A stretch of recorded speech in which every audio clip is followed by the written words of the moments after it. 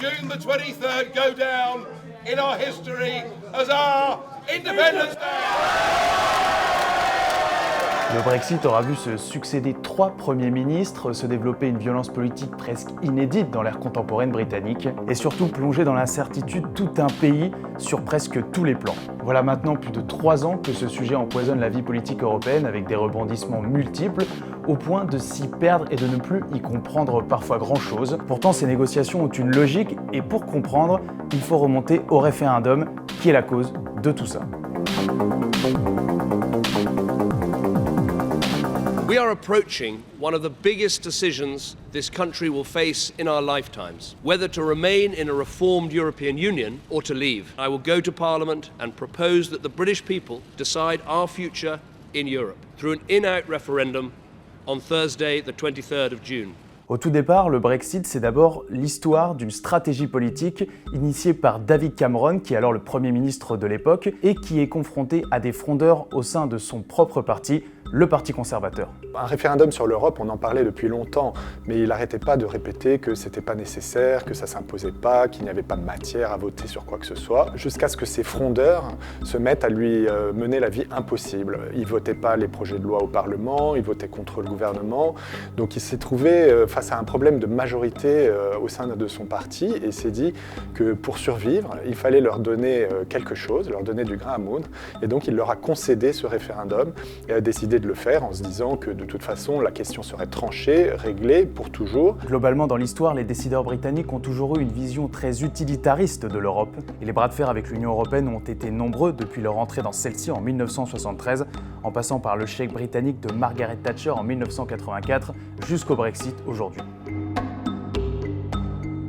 Mais en plus de 40 ans d'appartenance, les Britanniques ont toujours choisi la prudence. Cameron s'est dit que les Britanniques allaient voter pour rester dans l'Europe parce qu'il y avait trop de risques à sortir. Il s'est dit la prudence légendaire du peuple britannique va les pousser à conserver le statu quo. Il n'avait pas vu venir cette campagne, cette vague gigantesque de la campagne europhobe qui s'est déployée grâce à l'échéance du référendum. Pendant la campagne, les pro-Brexit vont surfer sur le ras-le-bol d'une grande partie de la population des politiques d'austérité mises en place suite à la crise de 2008 et qui ont eu des répercussions socio-économiques beaucoup plus fortes au Royaume-Uni qu'ailleurs en Europe. The big banks and big politics, they're doing well out of this situation. They will fight damned hard to keep it as it is. But I'm afraid that ordinary folk out there are saying enough's enough, we want to take back control. La campagne va être politiquement très violente, les deux camps étant portés par des sondages qui presque à chaque fois les placent au coude à coude. Et les pro-Brexit n'hésiteront pas à s'arranger parfois avec la vérité, notamment en proposant de reverser la totalité de la contribution financière du Royaume-Uni à l'Union européenne, à la sécurité sociale britannique, en cas de sortie. Et au lendemain du référendum, Nigel Farage admettra que cet argument finalement ne tenait pas. The £350 million a week we send to the EU, which we will no longer send to the EU, can you guarantee that's going to go to the NHS? No, I can't. Les promoteurs du Brexit ne pensaient pas qu'ils allaient gagner. Donc ils ont été les premiers sidérés par leur victoire et on l'a vu à la tête de Boris Johnson, de Nigel Farage ou de Michael Gove le lendemain du référendum, qui ne s'y attendaient pas du tout. Et ils étaient complètement désemparés puisqu'ils ne savaient pas quoi faire, comment mettre en pratique ce vote pour quitter l'Union européenne. C'était bien beau de voter, de dire qu'on voulait sortir, mais comment on allait faire? Donc pendant quelques semaines, je dirais 3 semaines, il y a eu un état de relative anarchie, de chaos total dans le pays où aucun décideur ne semblait avoir d'idée de ce qu'il fallait faire. Pendant que l'économie était malmenée, la livre était attaquée sur les marchés et s'est effondrée. Et cette période a duré 3 semaines jusqu'à l'arrivée de Theresa May au pouvoir.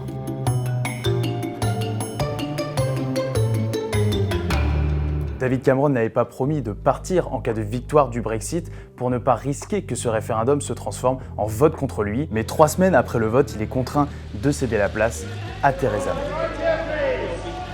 Personne n'attendait Theresa May. Après la victoire du Brexit, il fallait que ce soit un des promoteurs du Brexit qui devienne Premier ministre et prenne en charge ce dossier de la sortie de l'Union européenne. Mais en fait, ils se sont tous entretués. On a vu Boris Johnson et Michael Gove qui avaient fait campagne ensemble se tirer dans les pattes et du coup s'annihiler.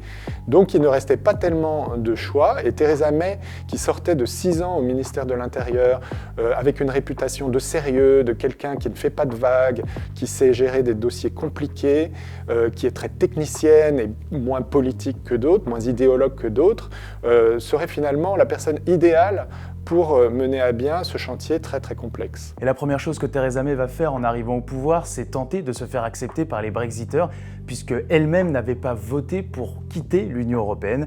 Elle va donc devoir les convaincre avec des mesures fortes. Le but principal des Brexiteurs, c'était d'arrêter la libre circulation des personnes. Ils voulaient sortir la Grande-Bretagne de l'union douanière de l'Union européenne. Pourquoi? Parce que ça permettrait la Grande-Bretagne de signer des accords de libre-échange avec les pays tiers. Aussi évidemment d'arrêter de payer, de verser des sommes dans le budget commun européen. Le 29 mars 2017, le processus de sortie de l'Union européenne est officiellement lancé avec l'activation de l'article 50 qui permet, dans les traités de l'Union européenne, à un pays d'en sortir. Theresa May est alors très populaire dans le pays et va en profiter pour tenter de renforcer sa majorité en déclenchant des élections législatives en juin 2017, sauf qu'elle va les perdre et par la même occasion perdre sa précieuse majorité au Parlement. Et elle a dû s'allier avec un petit parti nord-irlandais, le DUP, Democratic Unionist Party, un parti extrémiste, loyaliste, de protestants unionistes, qui refusent beaucoup de choses et qui ont tenu en otage les négociations de Theresa May. On l'a vu jusqu'au bout dans ses pourparlers avec Bruxelles sur le Brexit. Et ce DUP va particulièrement l'embêter sur le backstop, une mesure qui concerne la frontière entre l'Irlande du Nord, pays faisant partie du Royaume-Uni, et la République d'Irlande, pays membre de l'Union européenne. Sauf que si le Royaume-Uni sort de l'Union européenne, une frontière devra être rétablie entre ces deux pays. Or, ce retour à une frontière menacerait la paix de 1998. Ce qui est alors proposé par l'Union européenne, c'est que l'Irlande du Nord continue de faire partie du marché commun de manière temporaire. Mais le DUP, il voit une tentative de réunification des deux Irlandes.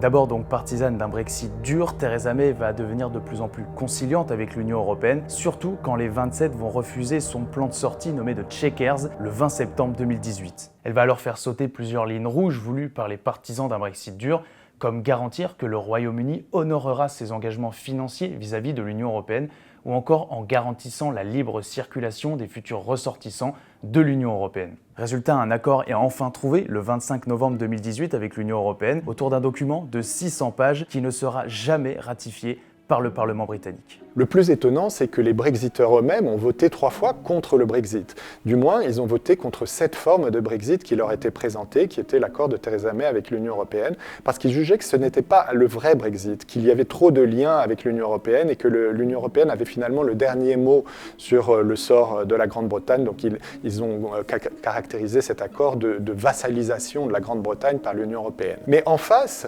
les gens qui étaient pro-européens, les députés pro-européens, eux ont voté contre parce qu'ils se sont dit que ça ne servait à rien de voter pour un accord qui menait à un Brexit que eux, ils n'appelaient pas de leur vœu. Donc ils se sont dit que plus ils refusaient, plus ils avaient de chances d'obtenir un nouveau référendum ou même éventuellement l'annulation du Brexit. Ce même texte sera rejeté successivement le 15 janvier 2019, le 12 mars 2019 et enfin le 29 mars 2019, date théorique à laquelle le Royaume-Uni aurait dû sortir de l'Union européenne.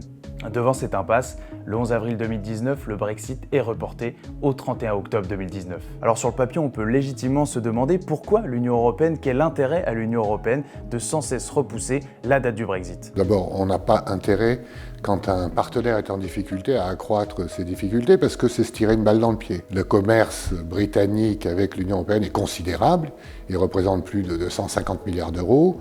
Pour la France, c'est notre premier excédent commercial, avec 12 milliards d'euros par an. Donc, si vous voulez, personne n'a intérêt à ce que ça se passe mal. Cette situation de lose-lose, tout le monde est perdant, finalement, on essaie de la minimiser. Malgré toutes les tentatives pour séduire, la position de Theresa May devient intenable. Il y a beaucoup de gens qui critiquent Theresa May, essentiellement parce qu'elle a été en grande partie l'architecte de son propre malheur. Elle n'était pas obligée de mettre toutes ces lignes rouges en avant dès le début et ça a beaucoup limité les capacités des négociateurs britanniques dans les négociations qui allaient suivre. Elle a essuyé la défaite la plus cinglante d'un Premier ministre britannique de l'histoire lors du premier rejet de l'accord sur le Brexit en janvier. Normalement, n'importe quel Premier ministre aurait dû démissionner après. Et pourtant, elle est restée des mois et des mois, tout simplement parce que personne ne voulait reprendre le flambeau. Boris Johnson, qui avait démissionné son gouvernement et l'attaquait semaine après semaine en méprisant, en conspuant sa stratégie, n'a pas voulu sortir du bois trop tôt pour essayer de prendre sa place, tout simplement parce qu'il n'avait pas envie, à cette époque, de gérer le bazar qui était à la fois l'impasse politique britannique et des négociations avec l'Union européenne qui ne pouvaient plus aller nulle part. I do so with no ill will, but with enormous and enduring gratitude to have had the opportunity to serve the country I love.